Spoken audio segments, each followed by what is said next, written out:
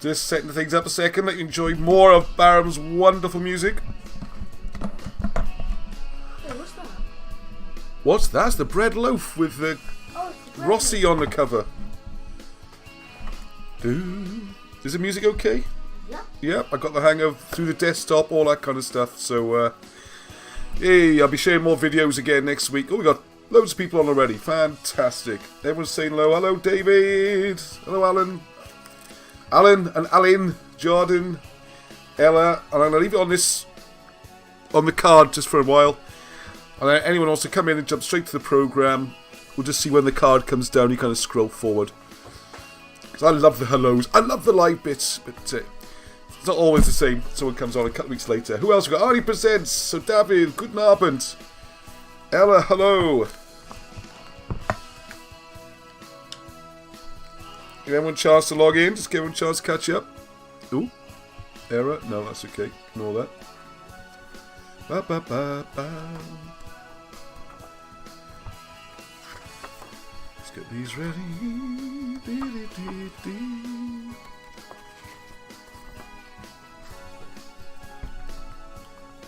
Right, let's get that line down. So we can actually get the presentation working for once. Okay, you need to do something so I can count to it.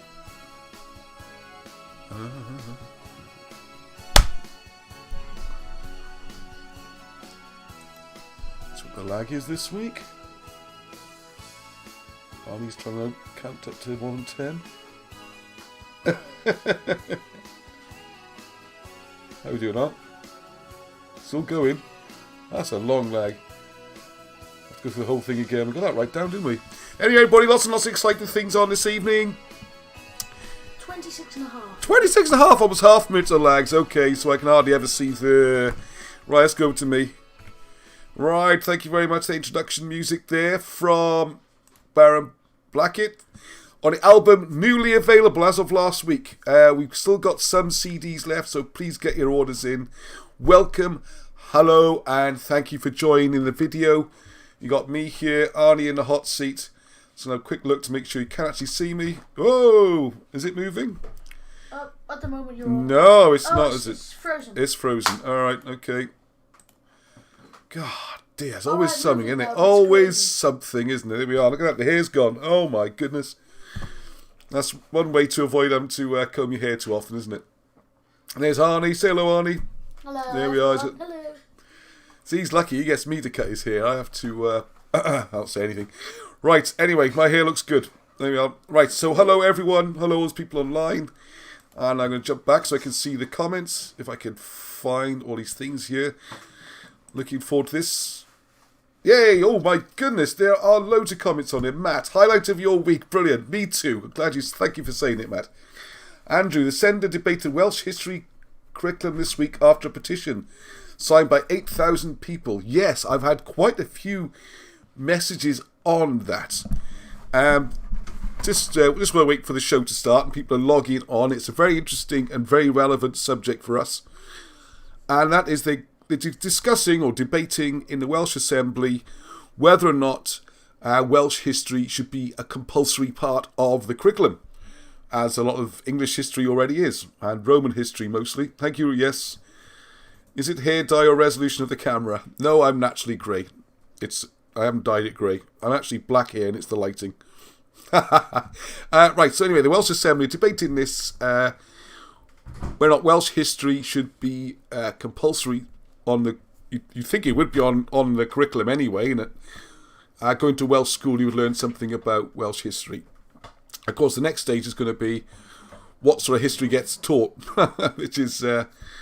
But anyway, so people have suggested that from this group we get involved, or I try and get involved. So if anyone knows what we do on this to try and promote what we call authentic Welsh history, rather than the sort of toned down version that's been promoted over the last, well, definitely since the 1930s, and really started changing in the 1800s, sort of thing you'd see on this channel. So special welcome to all those new people on board. Had so many new people the last few weeks, I sometimes forget. If you don't know what Britain's hidden history is all about, I would suggest watch last week's show. We did a summary of the whole thing again. jump the first 15 minutes and go straight in. The overall precept is just that there's a version of British history that was always taught and accepted in Britain and around the world that was changed. It started getting changed when the Hanoverians came in. Well, it's always been changed, but to a specific Anglo-Saxon agenda happened then.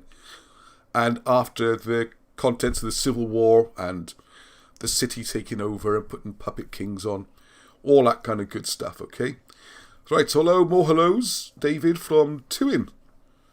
That's interesting. Is that Tywyn up in North, I see? Because I say that not to correct anyone's Welsh, but I have family living in the Tywyn, which is a place near Blackwood, all right? Which is just T-W-Y-N. So I wonder if that was some of my family. Right, yes, so hello from sunny Norfolk. Right, I'm behind on the messages, and I can't think of an easy way around this. Anyway, so we'll carry on going. Right, I've got some good stuff to show.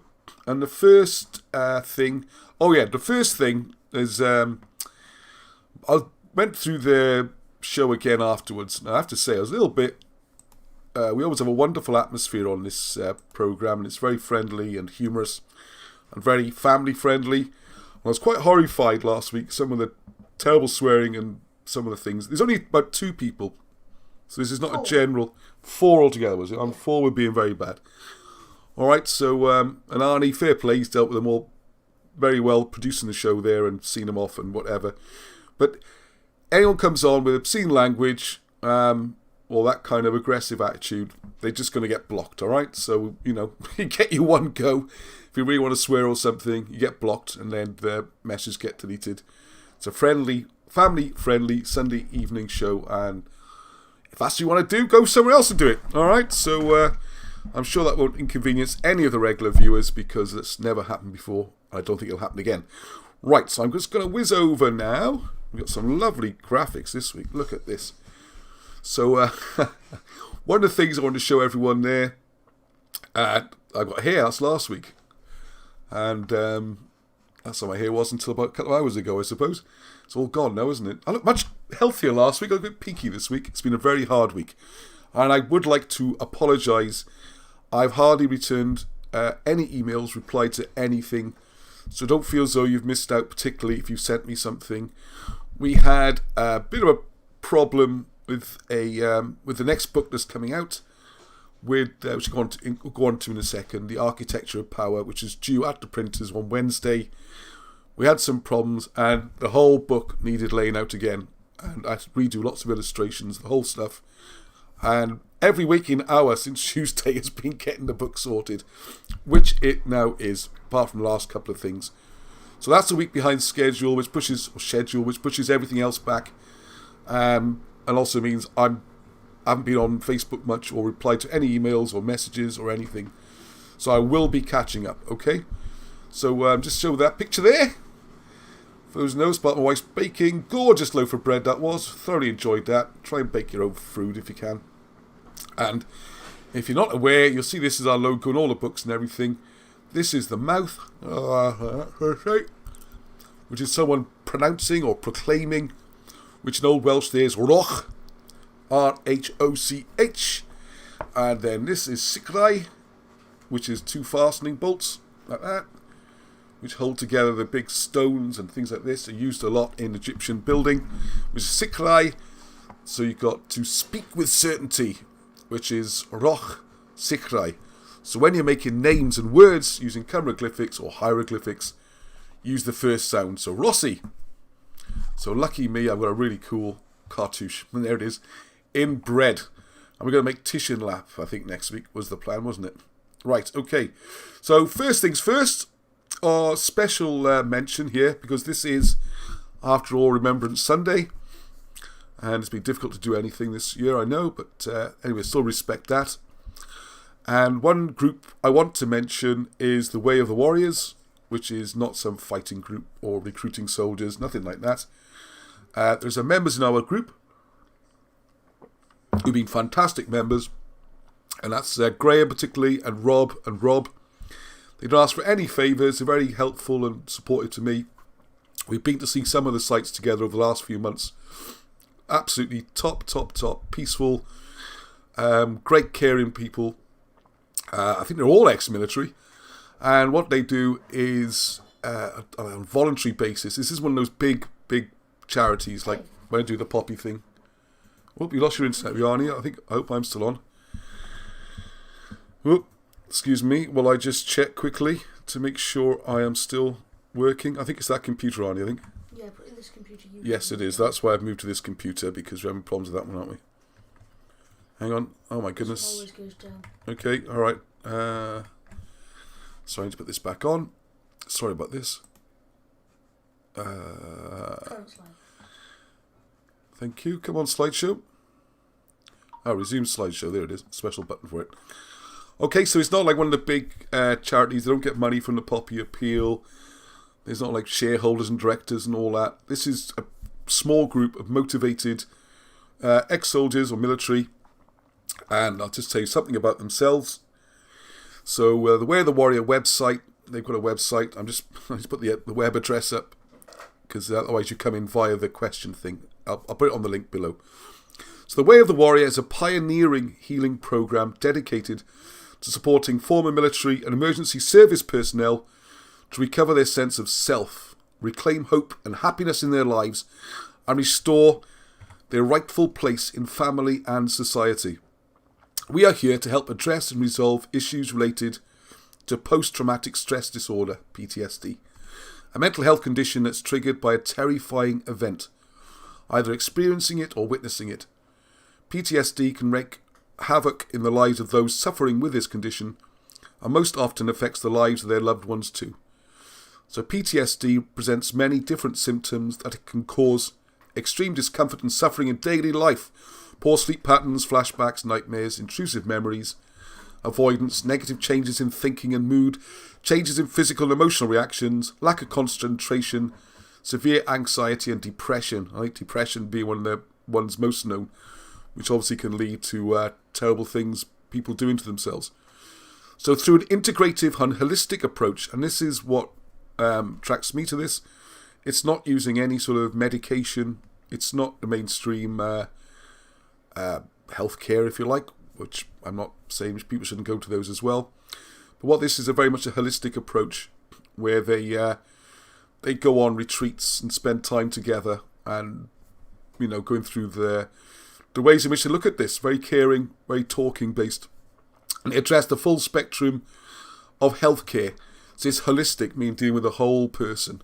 So rather than just being a therapy thing, you look at the whole person, physical things, you can try and eat and all sorts. I'm not an expert in this at all, but I have talked to them about it, and it sounds wonderful, and they've got a wonderful success rate.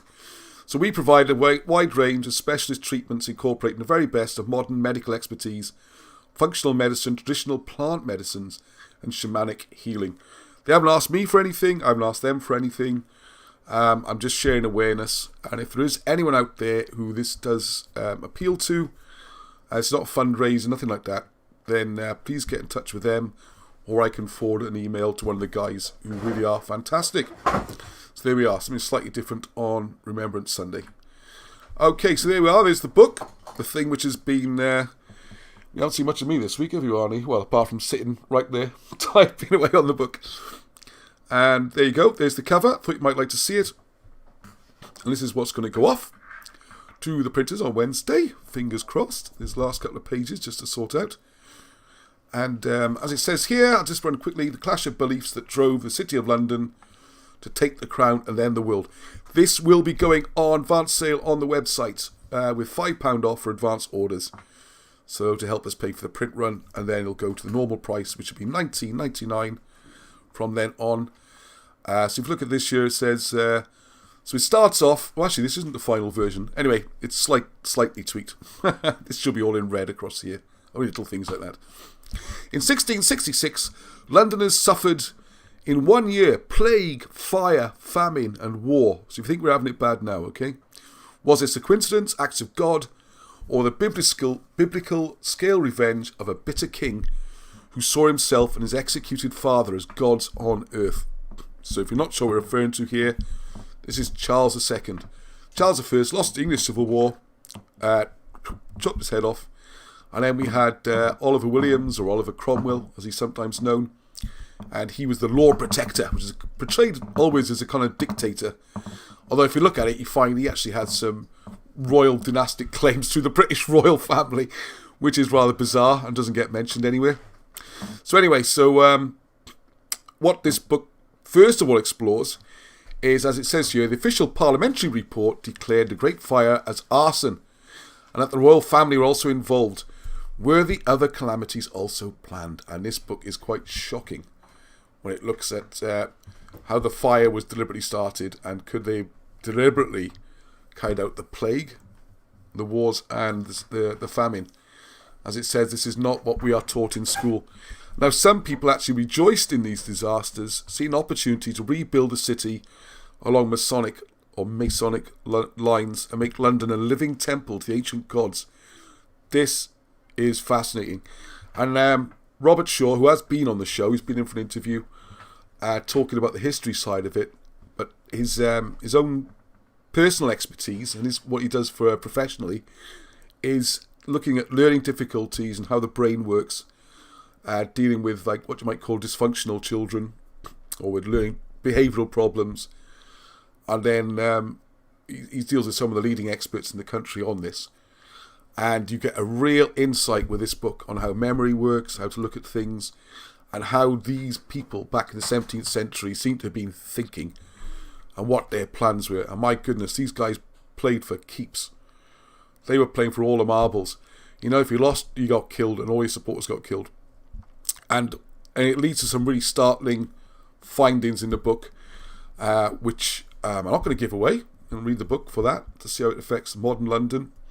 So I'll just read this. So some rejoice in these disasters, see an opportunity to rebuild the city along Masonic lines and make London a living temple to the ancient Egyptian gods of wealth, trade and prosperity.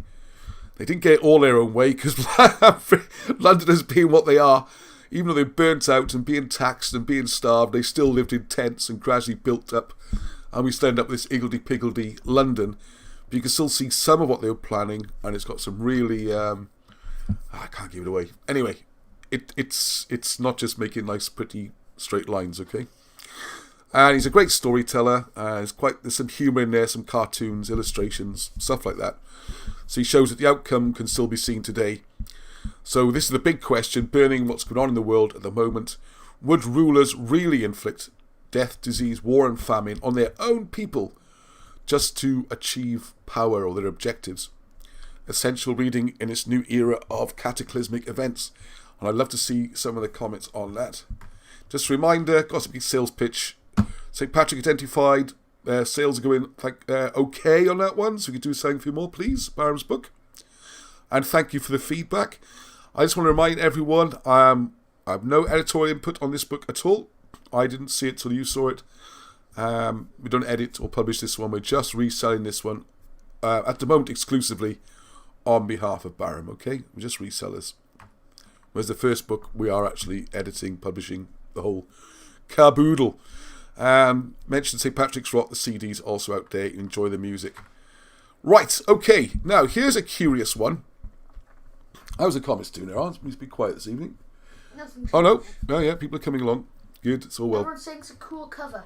Oh, thank you. Yeah, it is a cool cover, isn't it? Yeah, thank you. Took a lot of time. Painstaking. Dot by dot. Right. What's his name? Mr. Dingle, isn't it? Oh, I do apologise. I haven't been online much this week, but I did see this one. It's a strange, well, what do you think it is? Is it a drawing? It's on a stone. It was mentioned in the Facebook group during the week, and it caught my eye because I only had a quick glance on the group all week, and he said he's not sure where it is. Anywhere it is, it's quite old. It's older than I think it goes back to when Sunderland last won something, and I think I said I don't think it's that old. Partly as a little joke of mine, ho ho ho, like Cardiff City do much every week. So anyway, so we got this situation here. What is going on here? Now, there were a few suggestions. It didn't really go very far, but I'm hoping... Is Steve Willits online? Because Steve, you sent me most of what you're going to send me, but not all of it. And he was gave me a quick call early this afternoon to mention there are see, my mind's working live, as it were, now. Because I was a bit busy this afternoon to prepare too much on this. But he was saying there's examples, the ancient Babylonian, where you've got the face in the body, as it were. And it could be something like that. So if people got suggestions, I'd be very interested to see them. Because in putting this book together, I noticed it's one of the things you see like on gargoyles and stuff. You see some of those with no head. There's a body here. I don't know, maybe it's just an octopus or something. So we got 1, 2, 3, 4, 5. Don't know, but apparently it's ancient. It's in Britain, and we don't really know what it is. What's up? Oh, sorry, it's just bashing things for the fun of it. Right, now, this is the highlight of this week. It is going to be a slightly shorter show this week. Like I say, because I've been flat out on the book. And, there's so many things I want to talk about. And I just want to do them proper justice. Right, now, first of all, we're going to do a little bit more about the Babylonian star signs in South Wales, okay? Because we've been having massive progress on this, and Steve Willits has been doing more fantastic work. And the other thing I want to mention is looking to organise, with the lockdown in Wales officially finishing, I don't know, midnight tonight, or maybe it's already finished, 7 o'clock, I don't know. Apparently finished like midday tomorrow or something. Midday tomorrow now? I don't know. I thought it was midnight tonight. Probably. No one really knows. As you can see, no one really knows. Anyway, for this week, we've had some requests in the group to go and do some exploring, maybe have some group walks. Obviously, social distancing, all that kind of stuff. And there's plenty of places we can go as long as we stay in Wales, all right? Now, one of the things we could look into is the work Steve's doing. I've got a few suggestions, and please put some comments on the comments where you think would be cool to go, all right? Because there's so many places we could go to. I am feeling so unfit. I've just been stuck in this chair for weeks.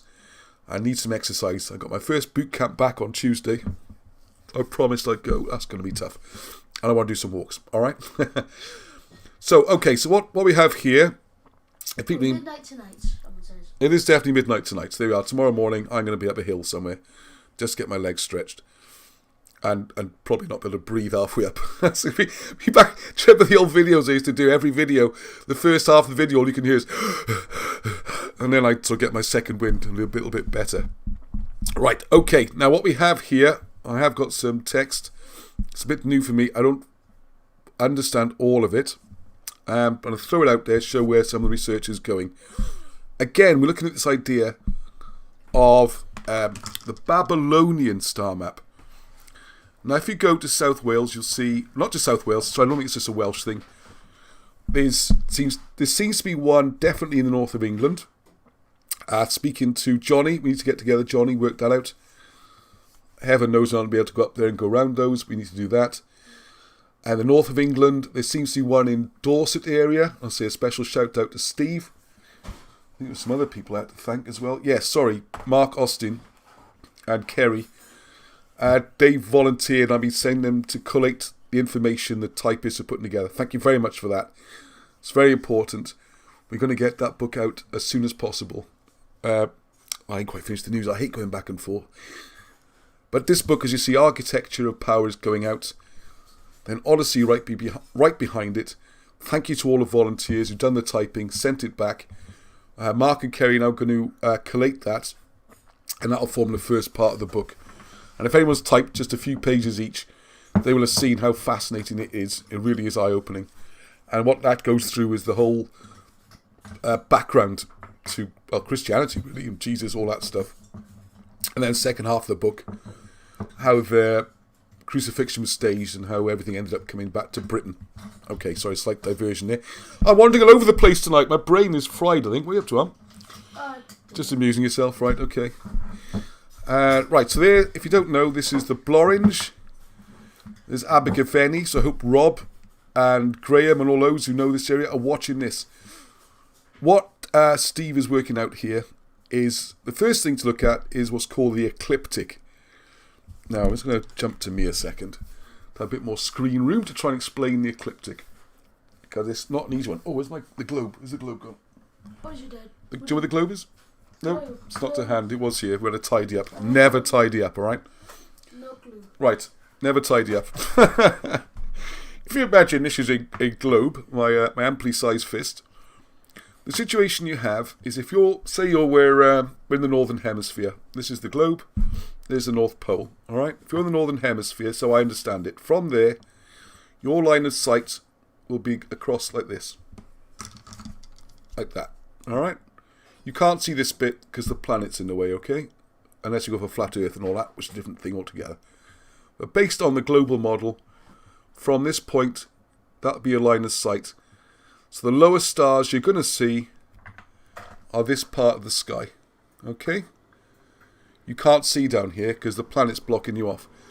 Now, as you go through the year, and the Earth wobbles, and the seasons change, this line of sight will gradually move. Oh, another planet just appeared, and then, a bit more appeared, a bit more appeared, a bit more appeared. As you get to height of summer, then that'll be the most you can see. So at different times of the year, I'm simplifying it, and I know it's not exactly like that, but it does give you an idea, okay? If that's your line of sight, at one point, you can't see this part of the sky. You just can't see it.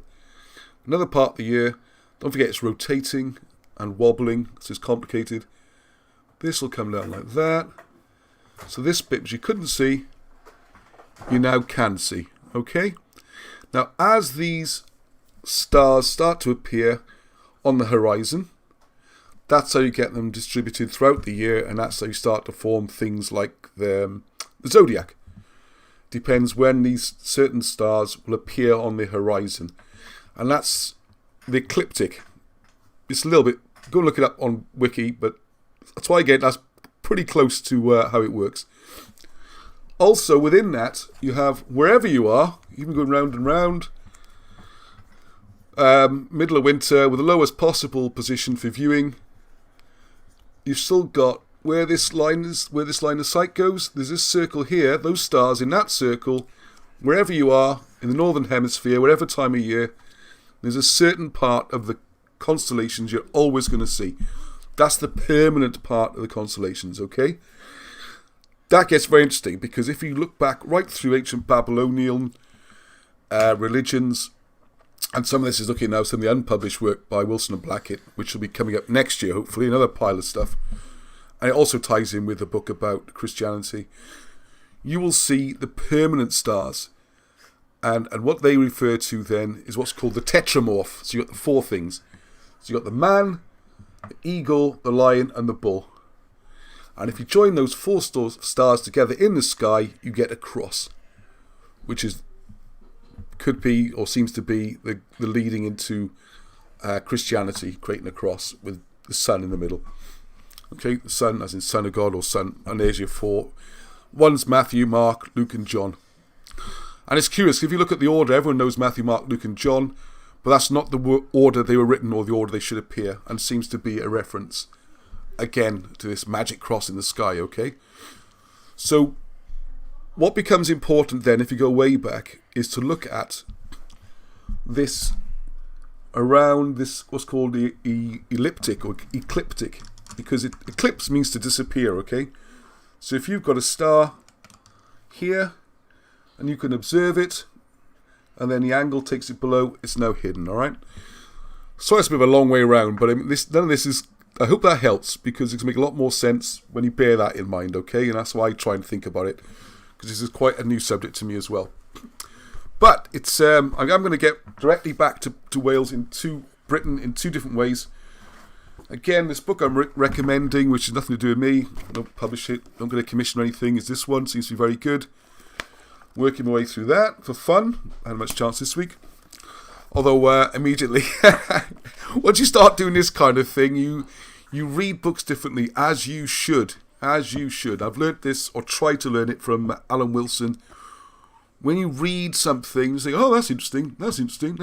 No, really read it and think, where does that come from? Where does that idea work? I mean, from these kind of situations, I have issues with the whole translation of cuneiform language. You know, we've redone hieroglyphs. I say we, Wilson and Blackett did it. I just wrote a book on it. And I think we could do cuneiform as well. If anyone's interested, and cracking cuneiform, the ancient Babylonian written script, please, that'd be great. Same with ancient Hebrew, I think that's being read incorrectly. But even saying that, same as the hieroglyphs, you can still work out, even using an incorrect system, you can work out a lot of it. So what Steve's been doing, which is really clever stuff, is working out where in South Wales, and there are other ones, but he's specifically dealing with South Wales, where is this ecliptic? So if you're on a certain point, what you have to find is an observation point, the centre point, and as you look around, different times of year, certain stars are going to appear and disappear, and you're going to mark out where they are. And then this becomes like a sort of, what's like a calendar, if you like. And then you get planets ascending and exalting and all these different phrases, which I don't really understand at the moment. It just means go up and down, really. And planets moving in different areas and all that. But the key thing is to work out where these on the ecliptic are. And amazingly, if you haven't seen videos on this before, it's fascinating. You know, like you've got where the stag should be. It's not just the 12 round the edge. All of them, apart from this very central number of stars, all appear and disappear. And you got things like, for example, the stag, which in the old Babylonian is Caerphilly, and it's would you believe or not, it's right over Caerphilly. There's things like that. There's loads and loads of names, and put together a huge star map. Now, one of the places, and by amazing coincidence, it wasn't set up at all like this. By amazing coincidence, someone on Britain's Hidden History group today, or maybe a couple of days ago, I'm trying to catch up, was asking, where is Mars on the star map in South Wales, all right? So I'd like, what we're asking for, some help from all those people out there to look for a place name in southeast Wales that would probably be with mouth, Mawrth. I'll give you some clues how the other similarities work. We got Merthyr is actually Mercha. Hang on. Even me has to take a sip for some Welsh words. Okay. Mercha. Mercha seems to become Merthyr. I know Merthyr means martyr and all that kind of stuff, but it seems to be a much more ancient name, Mercha. This is why we call it hidden history. Because someone's changed that name. Someone's hidden it. It's not forgotten. It's not neglected. It's been hidden. All right? Just clear on. So you've got Mercha and some of the other places we've shown over the last couple of weeks. And there's some more coming now, all right? So this is the really, really ancient stuff we're talking. So if you look at these points, I'm going to have to jump back and forth between the slides. And another one, if you remember a few weeks ago, we had a place, and I always say this wrong, and I apologise, because it seems to be so many people from our group come from this tiny, tiny place. Mamlihad, it looks like to me. Mamlihad, okay? Mam, the Welsh for mam, for mother. Still to this day, English would say mum, Welsh would say mam. Mamlihad. And this goes back, Ad is the same as Adam, the first man, and then the middle part, Lid, is their progenitor or the seed bearer. So this is to do with the cargo boat and the bringer of life. And Mamlihad, and bizarrely, double bizarre, there's this place up past sort of Abertillery way called Mamlihad. How on earth can that name be Mamlihad? And even more bizarrely, it seems blinking, I don't know, at least 6 members of our group come from this tiny place. So that is whizzy. So I hope they're watching. People like Rob, Zoe. My mind's gone. Our druid, Gandalf, the bearded one, the wisest person in our group. What's his name? Who? He's Robert as well. That's why. He's Bob. Sorry, Bob Morgan. So you got Rob, Bob, and Bob. No wonder I'm confused. Bob Morgan. I do apologise, Bob. Looking forward to seeing you again. You're gonna have to move this side of the 7 though, because you're now in lockdown, aren't you? Anyway. They all seem to be brought up in Mamlihad. So maybe there's something in the air there that gets you interested in this stuff, alright? And I always say it wrong, yes, before anyone corrects me again. So what we got here is Steve's been trying to work out where the centre point is, and then looking for all these Babylonian star names around the edge, alright? So this is the Blorange, which you might know is up by Abergavenny. Stunning views. And I was thinking round there might be a possible place to go for a walk. It's a bit of bit big hills up there, Mike. That's a proper walk, all right? Might depend on the weather a bit. You can die up there. And these other places. So try and bear the map in your mind, because the next place we got, in the same way as we had Mamlihad, we got Mulpa Bilsag, all right? So we're looking for places similar to that. And I hope Steve's given me the full translation. Oh, that looks ugly, doesn't it? So what we'll do. Just stay on me 1 second while I pull it. I tried to copy and paste it in a bit of a rush. Right, okay. So we'll go over to my Word. Oh, I wonder if I can actually run this next to the map. Oh, that'd be pretty cool, wouldn't it? Hey, there we go. Look at this. Not just thrown together, these shows. Like, I'm just giving away the fact that they are, but there you are. Hey, that was good. Except everything's the wrong side. Let's make this. I can't make that smaller. Okay. Alright, so I'll make a right mess of this. You can see everything I've got open there. I'm sure there's probably something secure I shouldn't have on public view. Right, okay. Because all these places are over there, aren't they? Alright, so we got Clydach. And then we got interesting ones then. Because you got, and I'll move this around so you can see. I think people who heard of Clydach is quite a well-known place. Now this gets interesting. Carrig Mine. And we got Taro.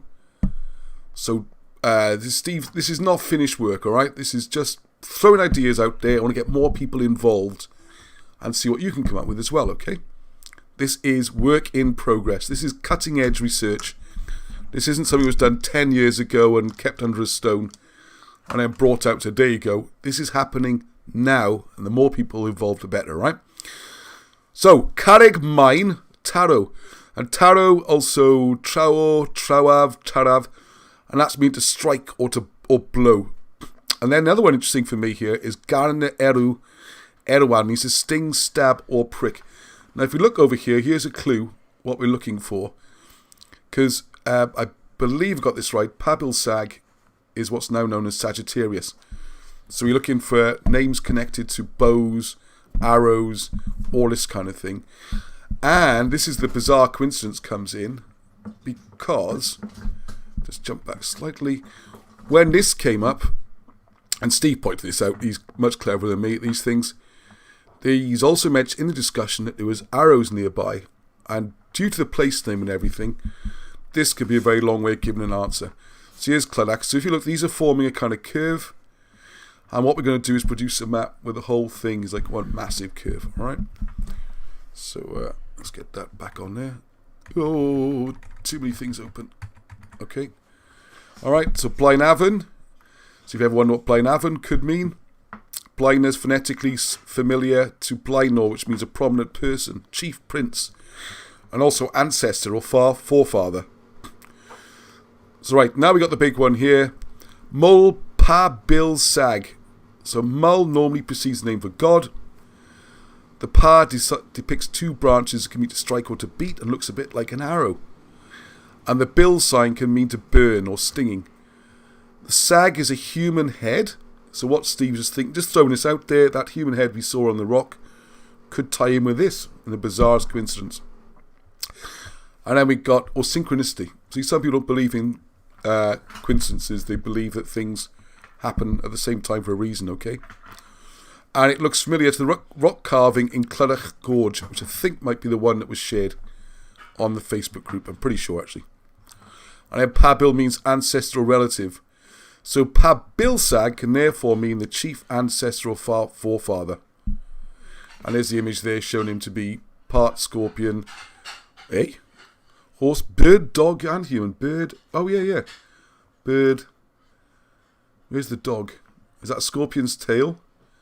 Oh, there's a dog there on the back of the head, isn't it? I hope you can see that. Yeah, I'm sharing. Hopefully it's big enough. Alright, so this little snippet there, and that is coming together. And I say look for those Babylonian star names, because by another coincidence, someone asked today, where's Mars? And we do have some ideas about that. So there we go, that's that information. Oop, excuse me. Back to me again. Right, how's the conversation going on? Any questions coming up from that? Who's doing the dishes, Ross? Who's doing the dishes? Can you hear the dishes? It's not me, is it? So I got to keep talking for another 20 minutes, otherwise it will be me. And guess what? Guess whose birthday it is today? I don't know if is Mummy watching the show? Usually does. Probably, yeah. Probably does, yeah. Anyway, happy birthday to Pembloin Happis. Mummy must be 22, because she was 21 last year, wasn't she? Really? Hmm. I don't know. Yes, Arnie. Mummy must have been 9 years old when you were born. Right, okay. Now just going to slight tack here. I know Arnie's not so interested in the really ancient stuff, okay? And I can understand that. When you're 12, whatever, these things aren't the most fascinating. He wants to do more about Arthur and those kind of things. So I do, just to give a little slight break in the show, I'm just going to do, I might have mentioned this last week, but I don't think so, is getting back to an initial comment that came up there about the teaching of history in schools. And I think I did mention the Earl of Cornwall last week, didn't I? Huh? I think I got the headphones on with a 30 seconds delay. I think I mentioned the Earl of Cornwall last week, and I put the link on for Wikipedia. So I hope people enjoyed that. Seeing that the Norman invasion was actually a part Breton and Norman invasion, and in some ways was a liberation by the British. Depends how you look at it. But it's our country, we can look at it that way. Positive light. Everyone's saying happy birthday, that's nice. Yay, happy birthday to Angela, the one who keeps it all going. She does the website, book sales, sends all the stuff out. Dinner. Very good, Arnie. And dinner if we're lucky here. So, if I'm working, I do dinners as well. All right, if I'm not working, so it is a shared thing. But Angie does a lot more of the sharing than I do these days. Yes, I was going to say some of the history. So I wonder how much and what sort of Welsh history is going to be taught on this new syllabus, where it's going to start and what's it going to include. For example, the one which comes up almost every day is the idea of Welsh, Scots and Irish being Celtic, all right? I'm not going to go through it all again because people on this have heard it loads of times. But there's no link between the Celts, Celtii and Britain. None at all. And I'll throw this challenge out there again to anyone who wants to hark onto that and say, all right, show me a reference before 1710 when Edward Lloyd invented the idea. And I'd love to see it because they're a tribe in southern France. It's just one example where the history's been changed. A lot of it's happened since 1920s, 30s, all right? So since the BBC really came into being. So it'd be interesting to see what's going to be on that agenda. One thing that struck me last week and is that my younger ones, 9-year-olds, are doing the Battle of Bosworth, which I was very excited about. And I was saying, oh, did they teach you about what flag Henry VII had? And, had the red Welsh dragon. And that wasn't mentioned. And then, because obviously my boys are quite well versed on this, but the idea of the Merlin's prophecy, where Henry VII said he was the fulfilling the prophecy. He was the red dragon. Richard III, with his white boar logo, which represents a dragon in heraldry, was the white dragon. This would be Wales overcoming England. And of course, he promptly went and stitched up Wales, but there you go. That's it. But none of that was mentioned. And then the other thing, to get children interested in remembering, how do you remember Richard III? Well, of course, a couple of ways. One is it's the Cockney rhyming slang and what is slang for. How an Irish person might say his name. And the shorthand for Richard is Dick. People just love it. Children love that kind of stuff. All right. But anyway, none of that seemed to have got mentioned, or any much of the Welsh history. So one of the things it prompted me to do, I was going to mention last week, I did promise 2 things. One was the hieroglyphs, one was the Welsh thing. I'll do the Welsh thing first, I think. And that is from this old book I've been reading, which is called Prehistoric and Roman Wales. I mean, where to start? The prehistoric means it's before any history, and most of this isn't. Most of it's well recorded. Roman Wales, well, how much is it what's actually Roman? And it's Cymru, not Wales. Apart from that, Mr. Wheeler, Mr. R.E.M. Wheeler, hang on, let's get all his letters out. Let's do it properly. Mr. R.E.M. 1925 this book was published, okay? Oh, he hasn't got all his letters there. Anyway, he's got loads of letters after his name. All right, and he was in charge of National Museum of Wales quite a long time, all right? So it's usual stuff. It's got cavemen and all that kind of thing. It's going to be. I haven't got all the way through the book yet, but there's tons about the Romans, and he loved the Romans. This guy. And one thing I wanted to point out, which I think Richard Davis, my Druid friend, told me a lot of this, is that when they were doing and I have checked it out since, when they were doing, the amphitheatre in Caerleon, said to be a Roman amphitheatre, where they fought duels to the death, all that kind of stuff, which never really looks like an amphitheatre when you're there. Not to me, anyway. It seems inappropriate for various reasons, when the stone style and all kinds of stuff. Anyway, moving aside from that, Wheeler was the one who was in charge of excavating it all. And at the time, all the maps and the old stuff shows that circle as being King Arthur's table. It's King Arthur's table and all the maps, everyone, the local folklore, everything. This is the one who he got a grant or a payment from, I think it was Daily Mail, to go and excavate the site. And they paid him quite a large amount of money. Now, because they wanted to find King Arthur's round table, okay? The idea being, it's a round area with terracing all around for people to sit, so you could have public meetings, you could even have court trials, speeches. It's a great place to meet. And being round, you meet as equals, and it fills, so rather than be a table, there could be a table in the middle, who knows what's in the middle, right? You've got this great big round amphitheatre, and we should come back onto a bit more in a second. The trouble was, Mr. Wheeler, bless him, got a better job to go and work in London, British Museum or one of the London colleges, which he accepted. But he still had this obligation to complete the archaeological dig. So actually put his wife in charge of that. I don't know how well qualified she was, but she seemed to do a pretty good job, in fairness. But she was one actually in charge of the dig. And Wheeler himself decided that very early on, not based on anything in particular really, that this site was now Roman. So he'd taken the money on the basis of looking for Arthur's Round Table, decided very quickly on it was Roman, and the whole idea of an amphitheatre comes from him from that moment. Before then, it wasn't considered Roman. So that's quite a new idea. I think when would it be, 1930s? A bit more. Probably, I should have checked these dates first. I wasn't intending to cover this, it's me rambling again. So the dig got finished, but the dig didn't even get finished. Because what you will find is the basic round circle, the amphitheatre, has been excavated, but it continues more around the outside. And it would seem the whole thing was a covered area. It's like a massive stadium. Must have been an incredible site.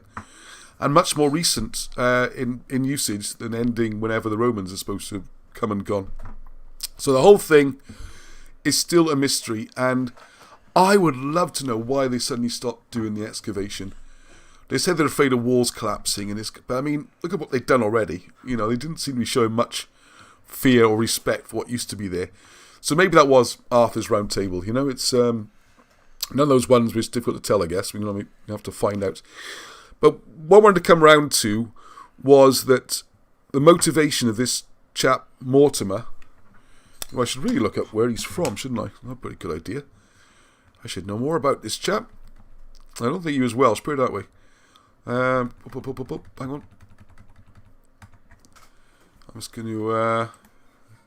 it's not what they call research, but for things like this, it's not too bad usually. Is find out where he was from.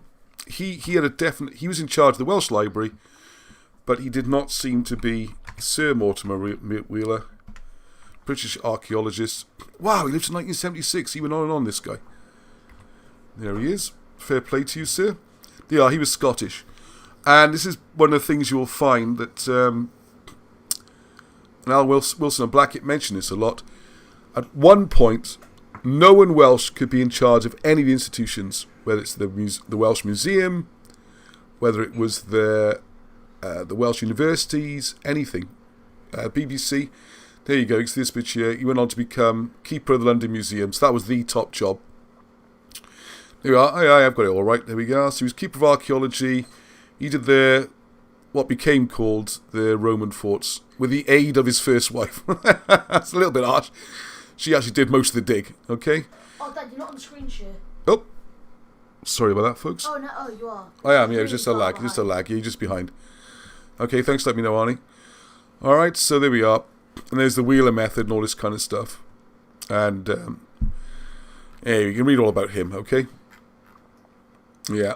He looks the part, doesn't he? With beautiful moustache. And look at all those letters. That's what I was trying to remember. I don't know what all those things are. But anyway, so we go back to his... this is one of his books. This is 1925. So this is the year before he went to London. I'm not going to go through the whole book, obviously. Like I said, I finished reading it all. But what was interesting is the what they call the megaliths, which is the stone circles and the dolmens and all that. And I did want to put all these up, and I'm going to share them because there are a few on here. So I want to make sure they are still in existence and they haven't been destroyed since 1925. So I am going to put a list of these pictures up, and I want people to check them, alright? I'll just read some of these out.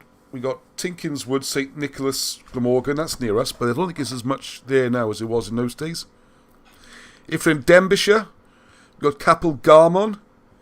If we're in the Gower, Parc Le Brios, Anglesey, Plas Newydd, and if you're in Breconshire, you've got Fosdilth in Talgarth. So there's one lot. Oop, hopefully knock something off. Whatever I knocked down. Oh, it's the Gwyth board. Oh, yeah. This will be available for order this week with my drawing of the stars. Apparently there's a copyright on the stars. Well, it must be a very old copyright. I think the stars are more than 70 years old. This is some great diagrams and information in here, okay? There's a chamber tomb, St. Nicholas. This is one with people to, if you don't read them yourself, send them to me. Any textbooks before 1930, very, very interesting in. So that's what St. Nicholas. Can you just see the photos? Oh, hang on. Am I not on share? Ah, man, what's going on tonight? Actually, it's more smooth than usual, so why am I saying what's going on tonight? Oh, you can see it on the screen. There we are. So you want to look at that one? Yeah, it's kind of hard for this to work. It's so hard behind. Is it? Alright, that's not working too well, says Arnie. You can't see them. Alright, we'll scan all those in. No, you can see that. I'm saying it's not working so well. Oh, the chat. It's frozen. Frozen. Bloody thing's frozen now. Alright, okay, let's not panic. Video capture device. Bet that works. Here we go. Learn not to panic. It's one thing doing this. I've learned how it all goes wrong all the time. Don't panic. Okay, alright, we're still going strong. Alright, okay. So you got some here. Longhouse, Llanrhian, Bryn Gelli. I'll just do a couple more of these, okay? And I'll try and put them all. I want to scan them all in and put them on some sort of feedback. What I want to particularly mention on here was his comments. We've got Plas Newydd in Anglesey. There's loads of places I didn't know about, and I just worry that they disappeared or they've gone. There's Mine Catwg, and this is supposed to be in Gelli Gear. And then we've got Dixie and a few others in Gelli Gear. Okay, if that's still there. And hang on, there's a couple more. But there's a comment in here I wanted to read in particular, which sums up my concerns, if you like. Oh yeah, there's a couple of things. He points out inadvertently, alright, because this guy was not Welsh, and he certainly didn't want to promote Welsh in any way. But there's a couple of things he points out, which reading between the lines are quite interesting. One is here, talk about differences between Wales and France, which would imply a migration, I would have thought. So, he's talking about, he insists on calling anything with a stone on top a tomb or a burial site. There's going to be a lot of evidence to show they're not burial sites. So it's almost at the end of today's show. So I'll just, so he talks about the different appearances, broad-headed skulls, stuff like that. Where's the passage I want? Yeah, so applying the problems. So what you have to look at is, he talks about the different problems. In discussion, therefore, distribution of a primitive population. Primitive, he loves words like that. It is necessary to strike a balance between various factors, which again fall into three main categories. Probable method and direction of approach, distribution of land suitable for settlement in the districts approached, and 3, the desirability of such land in relation to the principal occupation, which is hunting, pastoral, agricultural, commercial of the settlers. So there's no mention of mineral wealth or mining or building or trade, none of this at all, as was commercial, touches on it. Applying these principles to the problems of the megalith builders in Britain, and especially in Wales, we are confronted with the following results.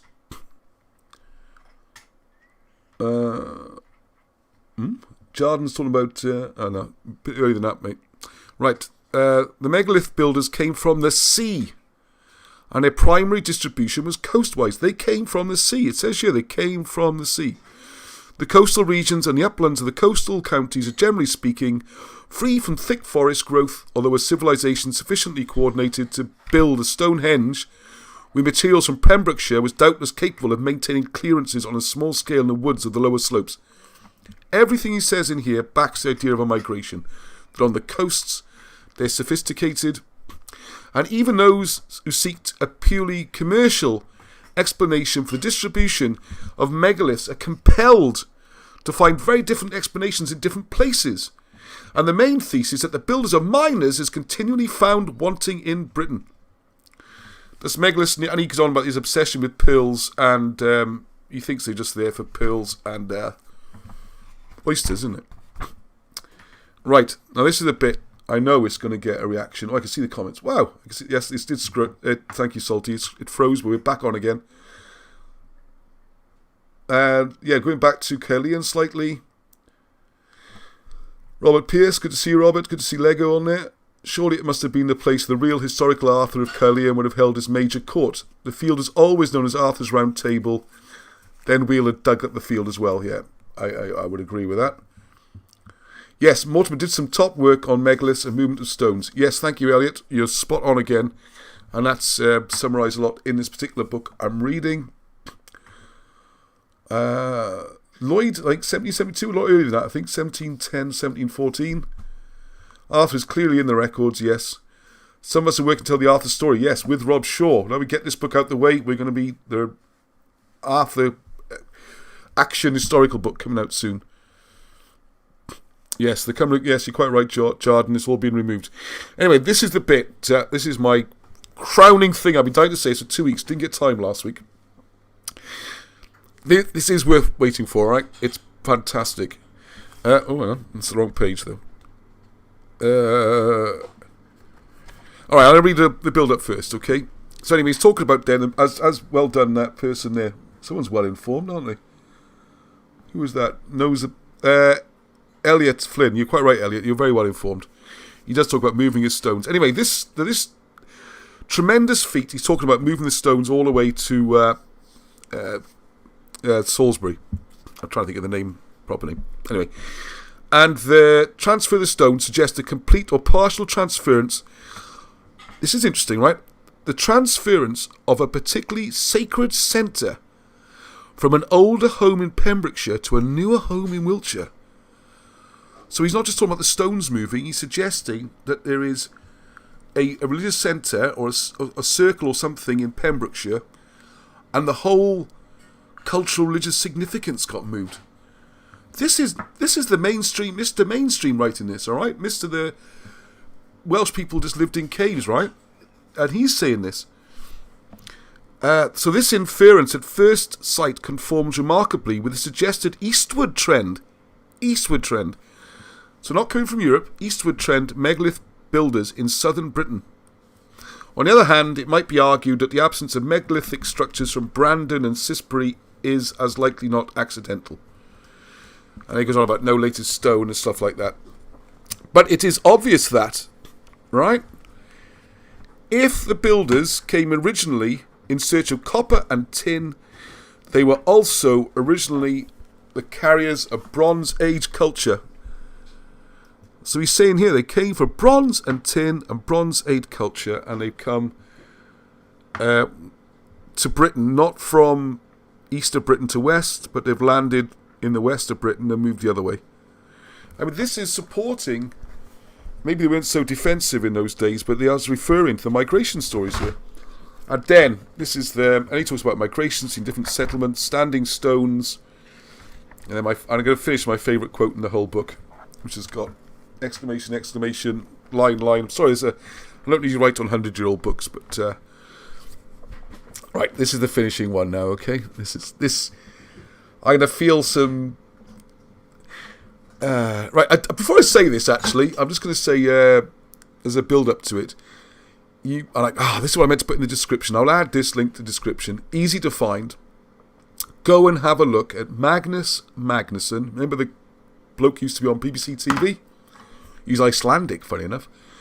And he did a wonderful, wonderful interview with Alexander Thom. It's pronounced Tom, but I say Thom because then you remember how to spell it, all right? I remember how to spell it. Spelling's not my strongest point, which is not good for a book editor, but anyway. Alexander Thom meets Magnus Magnusson, or the other way around. Alexander Thom broke away from the mainstream and spent years and years and years and years. He started off mostly in northern Scotland, working out why the stone circles were where they were and how you view through them, and how you can look at solstices and movement of the moon and planets, and phenomenally complicated. And he dates them probably to about 1800 BC, 1800, and he bases that on the things being observed and where they would have been. Doesn't allow for any tilting with other stuff, but anyway. Hang on, oh yeah, people are chatting that we're writing on books now. Anyway, so apparently no natural resources in Wales, yeah, apart from every metal you could ask for, isn't it? Right, so anyway, all the way up to the Orkney Isles, you can see stone circles, and you can see, they're fantastic. There's a viewing point, then you have like a sight, as I would call it, like a gun sight, and then in the far distance, you'd have a geographic feature, such as a dip in the hills, or a peak, or something like that. And the reason they're so big, obviously, if you draw a line this long, it could be out a lot. If you draw a line 40 miles long and you're a couple of feet out, it's not going to make much difference. So the bigger the better for accuracy, okay? And some of it looks remarkably like, and I'm sorry about the lighting here, the stone circles being found in Wales. And of course, since then, Alexander Thom has got the megalithic yard, the megalithic inches, and his research has gone all over Britain and into Brittany, which is where the British went, of course, after going from Wales. There was colonisation taking place there. So what we have is a situation. Hang on a second. Where this is, you can show with tables and maths and science how they. He did wonderful calculations and very detailed mapping, so you can see they were astronomical. Okay. As a quick mention, I mentioned the Orkney Islands. I've got a feeling they went there because, not Thong with a G, Thom. Was that a joke by Jordan? Not Thong, sorry, Thom. M for mother, okay? Thom, yes, I'll start it so I'll finish. Thom is fairly well known in circles.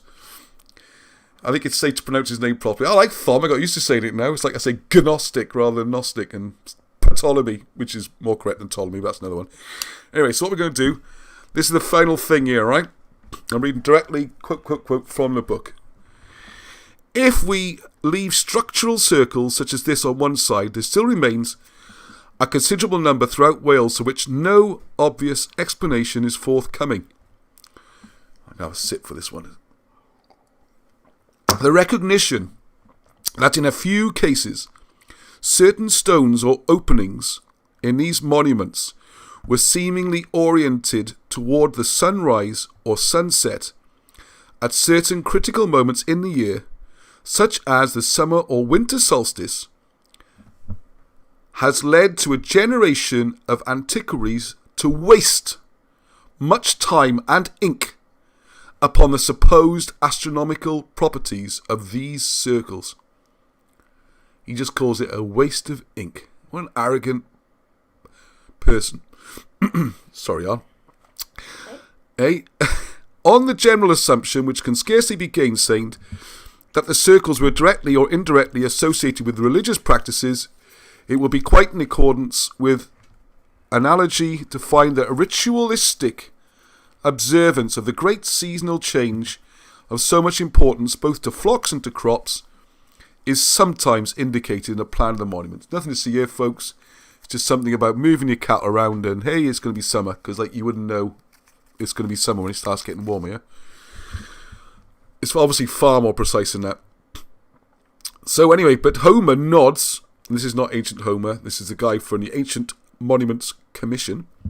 So Homer nods, or winks, aren't I clever, discussing the azimuth of a line from a circle to a cairn in Llanbrynmawr in Montgomeryshire.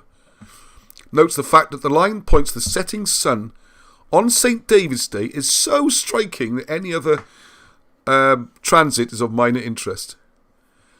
So they find these amazing discoveries and amazing accuracy, and then say, oh, well, it lines up on the sun, yeah, and it lines up on midday, and it lines up midsummer, but anyway, nothing to see here, folks, yeah, just one of them things. The same commissioners, on the other hand, point out that a circle at Llanrhaeadr and Mochnant, in the same county, approached from the east by a well-marked avenue of stones, is surrounded by high hills and would be quite unsuitable as an observatory. Not one, and this with a Mortimer accent, not one of the Welsh circles has yet been found to conform with any nicety to a convincing astronomical formula. Isn't it marvellous? So because he couldn't work it out and didn't want to find it, he calls the whole thing a waste of ink. And one thing I'd like to say on this there, he does go on a bit more about it, and he says about stone circles and that, but it's fantastic. One thing I noticed, no, I can't say that, shall I mention this? I'll just quickly then, there is one of the academics quoted here is W. Besant Lowe. Now there's a couple of Besants online who like to troll almost everything we do here, so are they any relation? Because he's quoting it in like 25, so that would seem to be an old academic family. Oh yeah, this is great as well. He says the rectangular blocks of limestone averaging 3 foot long and rising from 14 to 24 inches above the turf are probably seats or something. Anyway, he basically belittles the whole thing. And one thing I'd like to say before we close, because I've just gone past 9 and I've been going way too long the last couple of weeks, is this idea that they're a planting guide. I don't buy that at all. I am the world's worst farmer, so I have tried allotments, all sorts. It's a disaster because they're a regular thing, and I just miss months, which doesn't work very well. And I'll go through the comments in a second because there's loads of them. I was going to say that, this idea that there's a certain day you plant, it doesn't work like that. If you get in a hot year, you might want to go earlier. If it's a dry year, you might want to wait for rain. Farmers do not plant the same day every year. If you're an early riser and you get up at 6 o'clock, listen to Farming Today. Possibly the last programme worth listening to on the BBC anyway. I listen to the farmers and they're always talking, like last year was a really wet winter, therefore we're going to have to change. It's frozen again. It's frozen again? It's annoying, isn't it? We almost got to the end. I wonder what happened. Sorry about that. It's weird. It's almost like it gets tired after a while, isn't it? Doesn't seem to have any reason for it apart from it gets tired. So, I can see the comments as well a second ago. Why can't I see them anymore? Here we go. Right, so it wouldn't seem to be a farming thing. It's more to do with, and again, right back to the beginning, like this show wasn't just thrown together.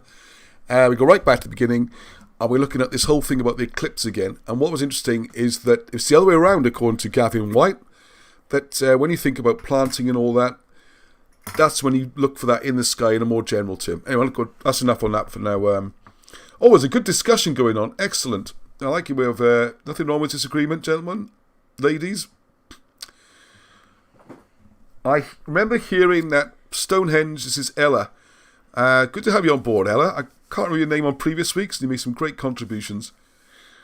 It's a micro model of Preseli Hills. The way that different stones are used in Wiltshire reflects the natural formation of stones in Pembrokeshire. Yes, it's true as well, yes. Some people seem to think it's sunk. And I would say David, who I think is here, David Mosley, sorry, he's anglicised.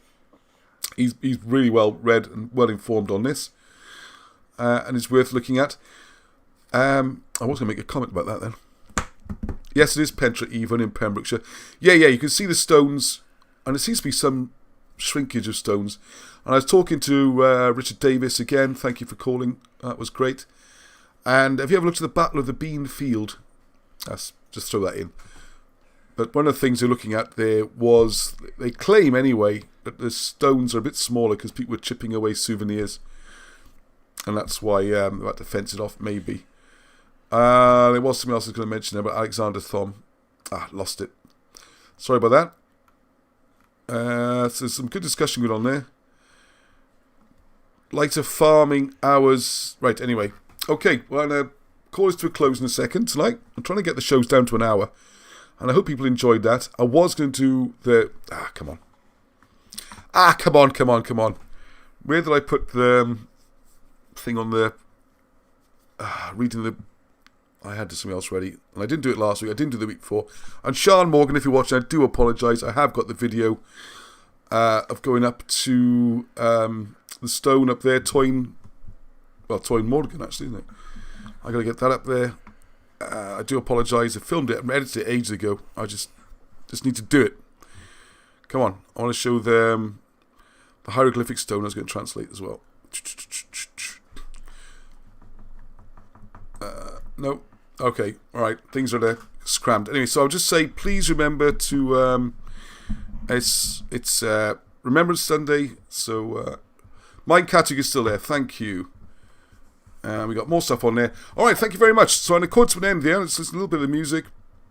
Like I said, the new books will be going on sale this week. So, try out Hieroglyphics.com. Consider becoming a... I'm just not nowhere with it. I've just run out of steam.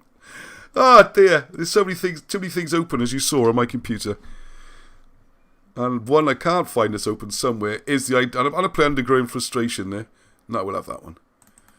Come on, the Pyramidion. We've got to have a go at translating the Pyramidion.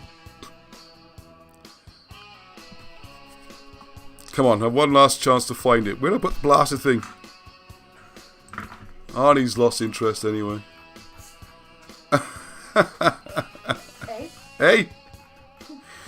Yeah. Oh no, I did have it here somewhere, but as you said, way too many things open. Alright, well look out for the new book. It's going on sale this week, and it should be out being sent out dispatched, for a week Friday. So if you order before then, you get £5 off. And look for deals and other stuff as well. Because Christmas is coming up, and what better presents for people? I found it. Why has it suddenly gone white? That was weird.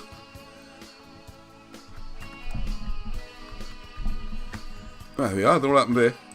Alright, here's the thing I spend half my life on at the moment. Is Photoshop, so hopefully you don't find the music too annoying. I am, actually. I want to play something different. Oop. Are you on screen share? Why is it when I go create screen share, it does that? That's weird, isn't it? Oh, hello. Alright, Zav, yep. Right, okay, so it's going to give a mention to this here. Hello. Yes, Michael Tomlin, I do apologise. You sent me updates on how the design's coming along for the t-shirt. It's going to be great. For those who don't know, we get some t-shirts, maybe some other stuff. Thanks, Anne. Why does it start? I think it just seems to start freezing there.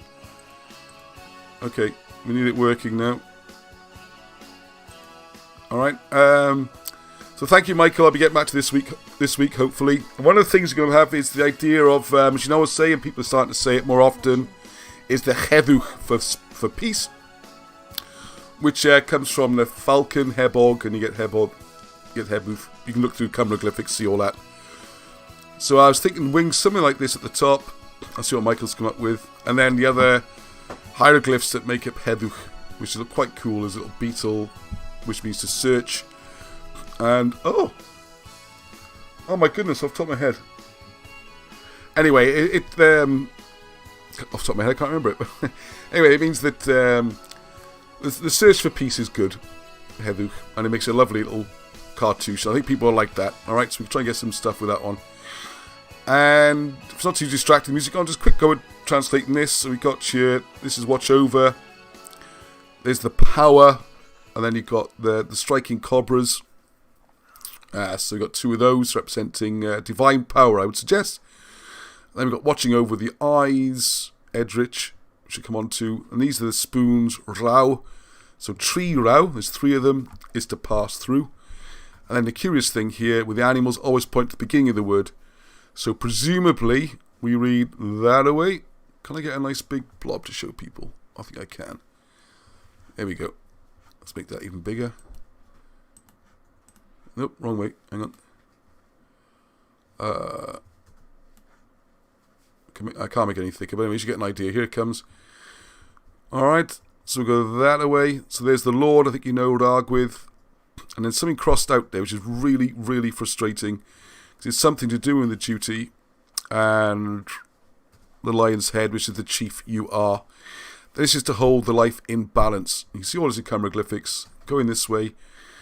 And there you go. These little pattern you recognise. We got the vegetables, Kenneth, which is his message. Then you got Nachi, the sting. You are, you are.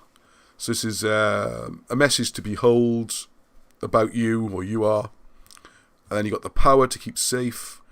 Bow down. And then the line is this place you are. So the power to keep safe and worship in this place you are. Then the balance of... And then you got this snake saying, not of this life you are, not of this place you are. So life... I don't know why I'm pointing, you can't see my finger. But there's life. The snake is not of. You are this place. Which means you're kind of immortal. You're a god. Alright, and I'll do another video going through the whole thing along here. But it does read pretty straightforward, really. Apart from the very first symbol, rather annoyingly. Zoom in there a second. Oh, that's better, isn't it? That'll be much better. Stop, laggy computer. I'm not sure what this single line is. It seems to be under the large snake, which is great, because that's not of. So it's not something. Don't know what the something is. Something not. And then the hair is the ferry, as you've just seen on my punt video. And then the chief is the head, and blah, blah, blah, blah, blah. On we go, and there we go. Message, proclaim, and then to keep safe. With practice, trust me, you can learn to just read it. And the second edition will be coming out soon with more ideas and more translations. Might even put this one on, and it'll be available in America. Alright? So, yeah, really I'm going to try and bring things to an end. I know I have a habit of rambling at the end, just so people's ready to go. Which is your favourite track on here, Arnie? Which is your favourite? Because there's one you used to really like. So we used to play the CD in the car a lot, didn't we? Number 5. Number 5, you think? Sly Eyes. No, not Sly Eyes, no. Paradise. Sell Her My Soul. There's that one that has no singing in it. The one with no singing. Well, that last one had no singing. That's nice. Elvis Rocked is alright. Yeah, that's what we start the show with normally, isn't it? Any requests? I've got to give it 30 seconds now for the lag to catch up, for people to suggest. Have a look on there, Arnie. See if anyone... Oh, yeah, the bottom one, sorry. Crystal, Fire and Blues. No. The other thing I'm trying to work out is which one of these originally was called King Arthur Rocks. I think it must be Crystal, Fire and Blues, I think. I don't know. I must ask him that. Actually, I must ask him. Yeah, I'm due up there again soon. And I will ask them that. Well, Baron more particularly. Oh! Almost forgot. I do have some more interviews to put up, including one of Baron talking about the music. It's hilarious. You have to see it. And I've kept it. I've had it for, I think, a year, waiting for the album to come out. Then I was going to use it. It's brilliant. It's only a few minutes. Yeah, here's the bottom one. I will, I'll put it in next week's show, alright? If I don't put it up beforehand. It's hilarious. It's brilliant. He is such a character. I'm very proud to say he's one of my really good friends, because he's just brilliant. He's just so funny. Alright, we'll just play, we'll play that one to go out. There, as you only run over by 20 minutes. Okay, so please, any old history books pre-1930, don't write them off. Please let me know about them as well. Send me them if you got them. I might do the history of Gwent next week. I'm open to suggestions though, because I read that book. Oh, it's a very slow beginning to this one. That's what's happened. The history of Gwent is a really cool book, and I did something on that. There's a lot of King Arthur in there, and because it's 1920s, of course, there's loads of stuff which just would not be allowed in books after about 1930. Isn't it amazing? I mean, it's not that long ago, really. I know it might seem a long time, but 100 years is like that. And you think the history's, 3,500 years of it. So there we go. And I'm going to enjoy reading all about this ridiculous idea of the Beaker folk. I don't know. I did read most of this, thinking about actually Bronze Age. That fell out on my bookmark. I read all the Bronze Age stuff. Yeah, I've read most of this. I got to Roman occupation and thought I'd better have a breather before I read that bit. That's where I got to. Because I can see why he's called it prehistoric and Roman Wales, because it's like nothing before the Romans. There's Romans, and then, well, that's more or less it, really. Hang on, Roman occupation. Yeah, that is it. Yeah, and summary. So there you go. That's nothing else to write here. Right, so I hope everybody enjoyed that. Oh, golly gee. Children. Right, so I can see some comments before I go. Got any requests for next week? I'm interested in that pyramid. Right, I'll read some comments here, okay, just to talk us out. St. Dyfrig was the bishop of Caerleon and he crowned King Arthur. Yep, that's what the story says, Mr. Reese. You're quite right. And you can still see his stone, I think, in Atlantic Major, in it? Llythyr Fawr. Dyfrig was real, so surely Arthur was real too, Mr. Pierce. Yeah, well, this is the thing, isn't it? There's, you got Myrig's grave, you got Tydfeld, Tudrig, his cousins like Dyfrig. You can see where they, not really controversial. Why Arthur, eh? I wonder if he was actually king ever. That might be the problem. He was definitely king of Gwent, but his father outlived him, so it gets complicated. You know, the chat about that sometime. It's bigger than a Ben stone, 10 feet without reaching the bottom. Oh, the big pyramid. If you look through the old videos, you will see visits to the sites. And you will see disappearing walls of Garn Diffyth.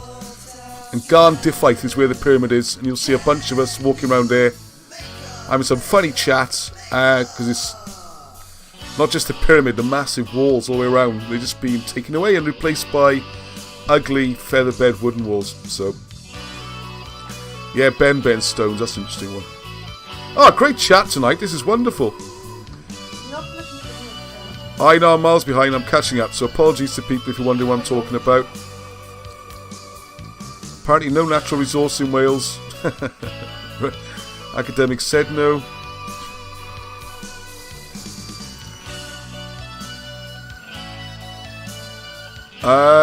David, I'm not quite sure. I think he's trying to say get the physical books, and I'd agree with that.